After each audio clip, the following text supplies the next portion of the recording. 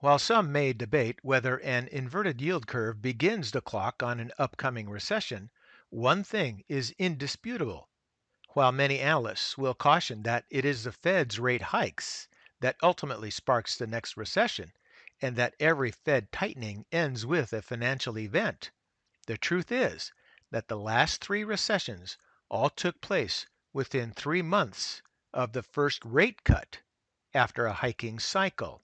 So in the news, we see that JP Morgan changed its forecast as a result of an economic slowdown and the escalating trade war. JP Morgan now expects two interest rate cuts from the Fed in 2019. And just hours after that news, Barclays has one-upped JP Morgan and revised its FOMC forecast, now expecting three rate cuts in 2019. So now we just sit and wait and see what Goldman Sachs does and when they throw in the towel on the economy. Looking at stocks, global equity markets lost almost $5 trillion in May, more than they did in December. The S&P broke the key 2800 level and all major US equity indices are back below their 200-day moving averages.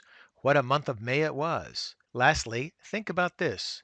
The quoted value of negative yielding debt the world over just reached $11 trillion. So let's take a look at the markets.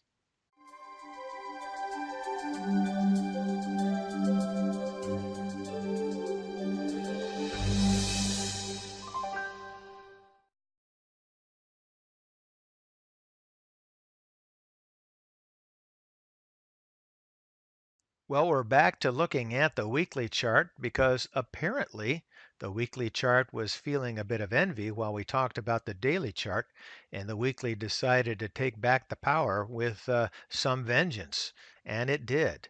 The top there, just above 290, and now we're at 275.27. This is the first area that I was thinking that we were going to drop into is the 270 to 280.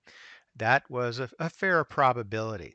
Now it looks like there might be a fair chance of getting down to the 260 to 270 level. I'm going to be looking at the 260 hopefully as a bottom going all the way back to that point there in early 2018. So I think we're going to start heading down to this area here. Not sure, but we're going to watch the MACD to see what it does. Right now, the MACD from this point here was somewhat shallow in its decline. It steepened in the last week or so and definitely went through the slow line, still above zero, so there's still some strength, but it is definitely deteriorating. We can see that deterioration here in the histogram, and that decline's fairly steep, so we're going to continue down.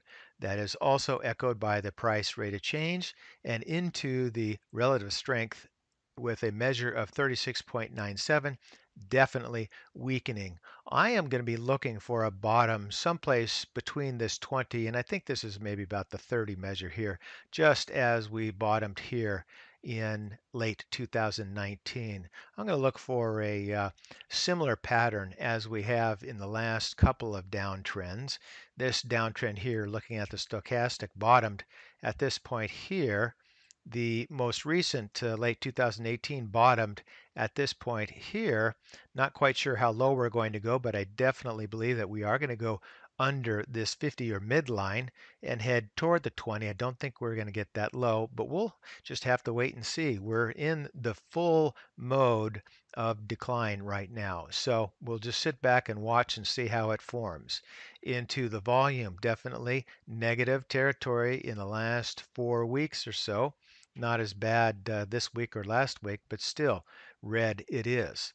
Into the Williams, we hit negative 100 here. So this will bounce and we'll do some sawtoothing as we did in this bottom here and in this bottom here. So we're just going to have to sit back and wait and watch this as it happens.